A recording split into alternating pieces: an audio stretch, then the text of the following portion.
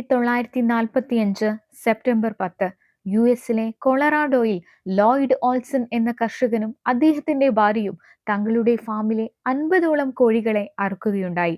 എന്നാൽ അതിലൊരു കോഴി മാത്രം ജീവനോടെയിരുന്നു. പിറ്റേ ദിവസം സാധാ കോഴിയെ പോലെ നടക്കുകയും ശബ്ദമുണ്ടാക്കുകയും ചെയ്തത് ഓൾസന്റെ ശ്രദ്ധയിൽപ്പെട്ടു. തലയില്ലാതെ ജീവിക്കുന്ന കോഴിയെ കാണാൻ നിരവധി ആളുകൾ എത്തി.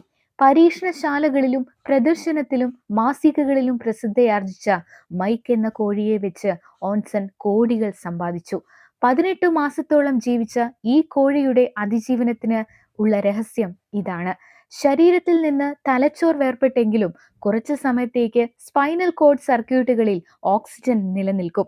1947 മാർച്ചിൽ രക്തം കട്ടപിടിച്ചാണ് മൈക്ക് മരണത്തിന് കീഴടങ്ങുന്നത്. മൈക്കിനെ പോലെ ഒരു കോഴിയെ സൃഷ്ടിക്കാൻ നിരവധി ആളുകൾ ശ്രമിച്ചെങ്കിലും പരാജയപ്പെടുകയാണ് ഉണ്ടായത്. അതുകൊണ്ട് തന്നെ മൈക്ക് ദ ഹെഡ്ലെസ് ചിക്കൻ ഇന്നും ഒരു അത്ഭുതമായി തന്നെ തുടരുന്നു. വീഡിയോ ഇഷ്ടപ്പെട്ടാൽ തീർച്ചയായും സബ്സ്ക്രൈബ് ചെയ്യുമല്ലോ അല്ലേ? Thank you all.